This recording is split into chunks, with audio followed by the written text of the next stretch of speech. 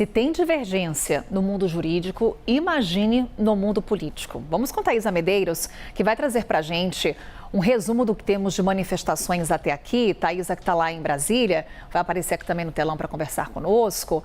Thaisa, e aquilo, né? Diante do julgamento avançando na primeira turma, governo e oposição vão às redes sociais e se manifestam de que forma, Thaisa? Conta pra gente. Carol, foram 14 horas de voto aí que repercutiram bastante nas redes sociais, como a Isabel Mega trazia logo agora, e também no mundo político. As lideranças políticas usaram as redes sociais para comentar esse extenso voto de Luiz Fux, que absolveu Jair Bolsonaro e outros réus dos crimes que a PGR havia imputado. O líder do PT na Câmara dos Deputados, Lindbergh Farias, foi um dos que foi às redes sociais para trazer essas pontuações. Ele disse que a base governista não esperava essa reação de Fux e disse que esperava um mínimo de coerência. A gente tem na tela para acompanhar o que disse Lindbergh Farias. Ele expôs as contradições no voto de Fux e expõe que houve diferença de entendimento do que ele chamou de pessoas comuns. Escreveu: Fux condenou mais de 400 pessoas no 8 de janeiro sem nunca questionar a competência do STF. Não falou em tribunal de exceção ou violação do juiz natural. E continua: mas diante de Bolsonaro mudou de posição, passou a dizer que o Supremo não teria competência para julgá-lo e que o caso deveria ir para outro juiz. Ou seja, a mesma corte que serviu para julgar centenas de pessoas anônimas, segundo ele, não serve para julgar um ex-presidente.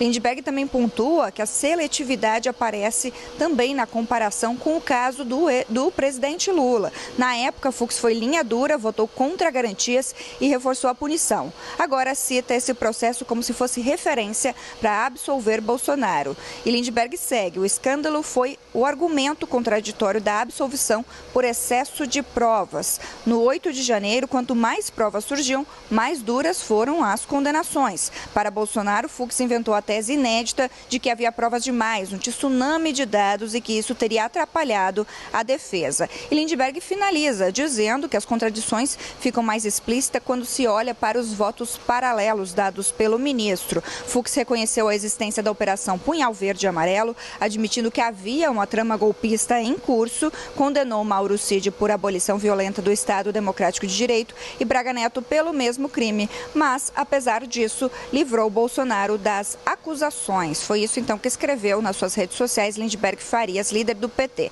Agora, o líder do PL, Sóstenes Cavalcante, também usou as redes sociais para se manifestar, elogiar o voto dado por Luiz Fux. Sóstenes fez duas publicações. Na primeira, ele disse: as preliminares do voto do ministro Fux foram juridicamente perfeitas, justamente o que eu falo há meses. Parabéns, ministro Fux. E a segunda publicação foi bem sucinta: Fux honra a toga.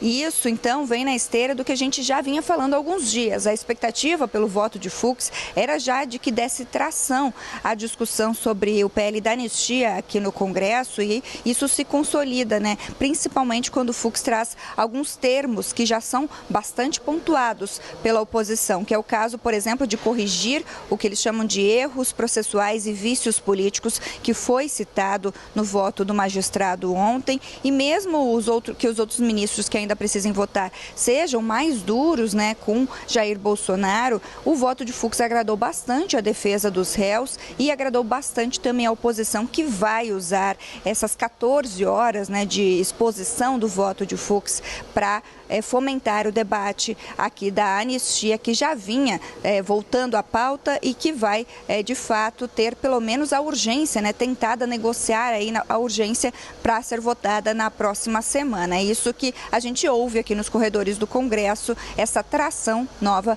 para o projeto da anistia. Carol.